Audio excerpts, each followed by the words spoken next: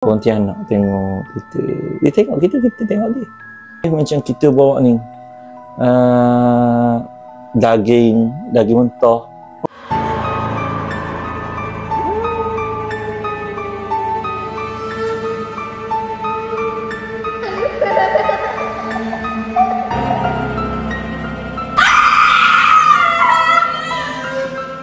Assalamualaikum warahmatullahi wabarakatuh. Selamat malam. Jumpa lagi dalam channel Seratugo. Okey, seperti biasa kita sembang seram santai tak?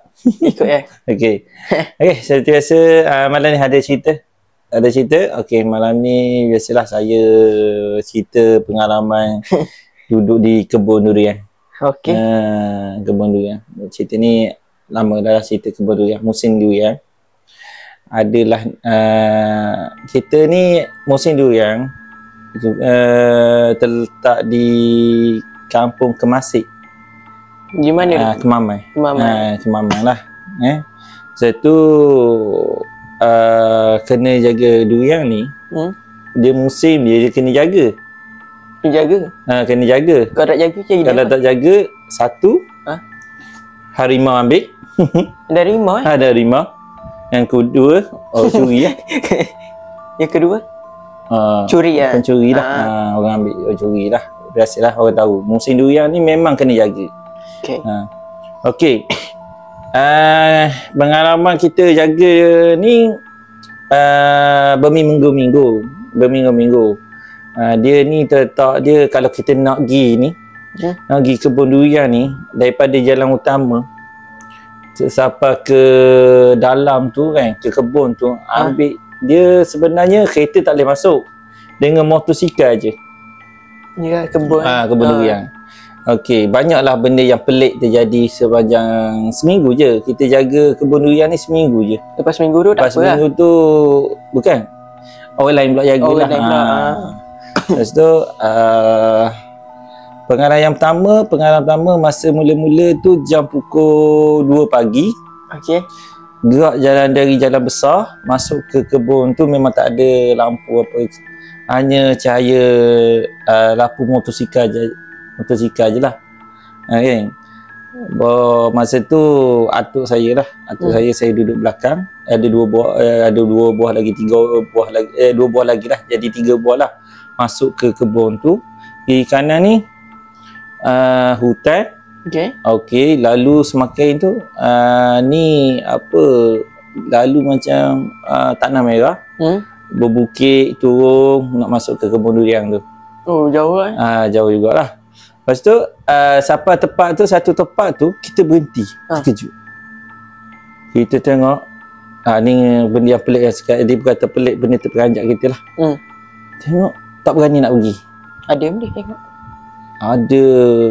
Ada ular sawa. Duduk melintang dekat ni laluan. Laluan tu ada melintang tu. Tak bergerak. Kita nak balik dah jauh dah masuk ke dalam. Nak masuk terpaksa lah. Rasa jugalah lalu ikut tepi-tepi tu. Tepi tu.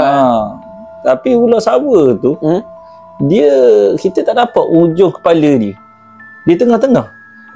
Panjang dia tu, jalan kita ni adalah lebar dia adalah dalam 2 meter. Jadi ujung kepala dia dah masuk ke dalam semak. Ekor dia dah semak. Jadi badan dia tengok. Badan dia tengok. Baru macam sudah makan benda, macam sekedar kekenyangan lah. Lepas tu kita pun tunggu setengah jam. Bayarlah tunggu setengah jam tu, barulah bergerak sikit masuk ke. Dia masuk dalam semak. Dia lari lah. Itulah pengalaman pukul 2 pagi pergi kebun durian. Ular besar banyak lah. Ular sawa tu kalau tangkap tu mahal kot jual. Tapi taklah, memang dia lari macam tu. Yang kedua pula, masa tunggu durian tu, dekat kebun durian tu kita ada pondok. Pondok biasa duduk dalam pondok tu. Dalam tu tengah tu kita dengar suara mengilai. Nilai. Nilai ni jauh je. Orang kata kalau nilai ni jauh, benda tu dekat. Ya betul. Benda tu dekat. Kalau dengar dekat dia jauh, dia terbalik. Terbalik. Macam dia pasang speaker dekat. Ya. Pakai mic, pakai speaker dekat.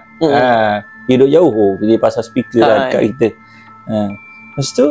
Masa tu dalam pukul awal lagi, dalam kat 11.30 malam. Ni hari lain lah. Ni hari lain, bukan yang sama ya.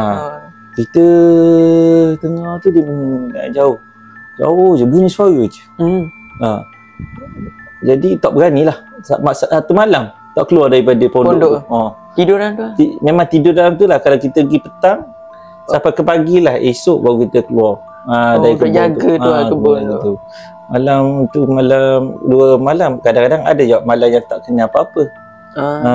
Lepas tu malam, ada satu malam tu kita tengah suluh atas pokok tu kan. Kita nampak dia tengok kita. Pontianak tengok kita. Dia tengok kita, kita tengok dia. Masa tu tak berani dah. Dah. Dia suluh. Jadi suluh tu berhentilah duduk dalam tu. Biasalah. Kita, musim durian ni memanglah ada benda-benda yang ada kot benda dia macam tu. Ada. Macam dalam kebun durian ni, dalam hutang ni banyak benda-benda gitu. Lebih-lebih macam kita bawa ni daging mentah. Benda-benda yang berdagu macam tu. Kalau daging mentah ni, ayam tu kita bawa kan. Cepat lah. Benda tu datang. Betul. Masa kita camping ke dalam hutan ke kan. Kita tak boleh bawa benda yang mentah. Kejap je dia datang. Sebab berdarah ke macam ni tu? Dia memang benda tu memang dia bau. Kuat hidung dia. Hidung dia memang kuat lah. Dah nak bawa makan apa macam tu? Dia tak rest hidung. Kenapa? Nak kena bawa makanan apa segera macam tu lah. Sarding kot. Sarding tak bau pula. Sarding dia tak suka makan sarding. Mahal. Jadi itulah kalau pengalaman yang saya duduk dalam tu lah. Kebun tu lah. Dalam kebun durian. Tapi itu adalah benda-benda lama lah. Satu lagi, rumah atuk saya ni, saya tak tahu saya pernah cerita tak. Ada satu bilik. Bilik ni kita dulu masa kecil-kecil dulu kan. Kita selalu cakap main ni benda bunian kan. Bunian main bunian. Satu malam tu kita duduk main kerja-kerja kat bawah kan. Kita cakap macam ni.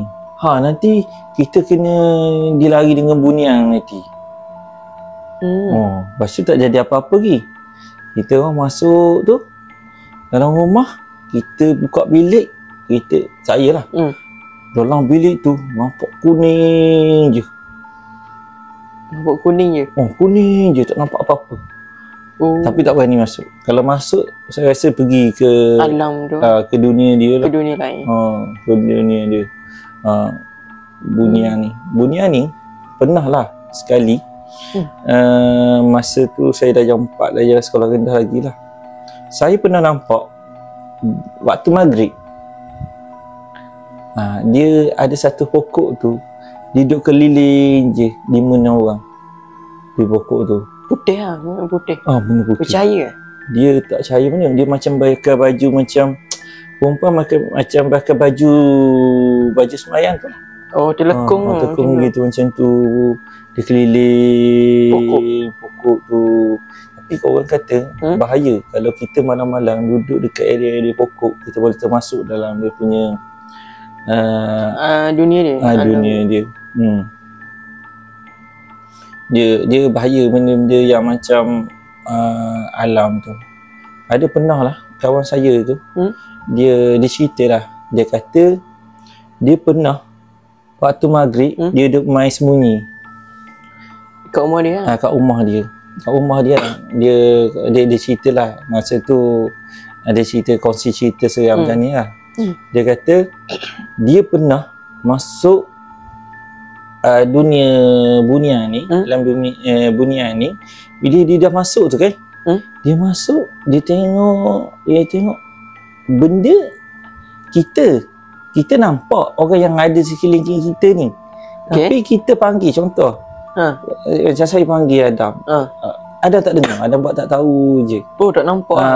Tak ada nampak. Tapi alam dunia ni, bila kita dah masuk, nak keluar balik memang payah. Dia cerita lah. Dia kata dia dah masuk. Dia kata bunia ni ambil dia, pegang dia, bagi makan semua tu. Kan? Lepas tu dia pun lepas makan tu dia pergi atas balik kat pokok tu. Kat pokok. Dia sebenarnya dia sembunyi kat pokok. Dia tak tahu pokok tu dia masuk dalam alam tu. So pada makan tu bunia tu hantar dia balik hantar dia balik. Nasib baik. Kita orang ada tanya lah berapa lama dia orang ni dia lah duduk di alam tu. Dia kata dia duduk di alam tu dah hampir dalam 5-6 hari. Tidur bangun. Oh ya ke? Tapi yang berlaku di alam nyata kita ni, dunia kita ni, hampir dalam sejam lebih je. Orang cari dia tak jumpa. Yang dia makan tidur kan? Dia tak sedar waktu tu. Yang dia macam rasa dia gini, dia sedar. Maknanya masuk saya ni dah 5 hari dia buat, dia tengok orang ni bekerja, dia manusia biasa je. Dia tak rasa macam cemas macam nak balik ke? Memanglah dia bila rasa gitu, tapi tak ada lah macam dia tak rasa nak balik. Dia rasa dia ni macam keseorangan je.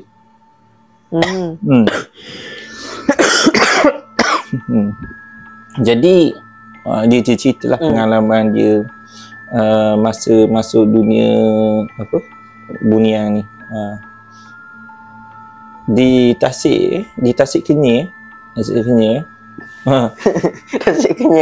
Mana yang belum tengok lagi boleh tengok video kita sebelum ni. Tasik Kenyir. Tasik Kenyir tu ada juga alam bunia. Alam bunia. Pernah juga dulu macam orang pergi camp tak balik, hilang. Sampai hari ni pun ada. Ada pelajar-pelajar, 7 pelajar tu hilang di area Kuala Berang, Tasik Kenyir. Ada pernah terjadi macam tu. Tasik Kenyir alam-alam bunia gitu lah. Ada cerita lagi? Saya dah ada cerita malam ni. Okey.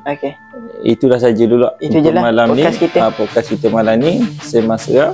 Ada untuk tambahan sila komen, like dan DM kita ada cerita menarik di TikTok. Di TikTok kita Sera tu. Jangan lupa subscribe, like and komen. Share. Dan TikTok jangan lupa follow kita. Okay, bye bye. See you. Bye bye.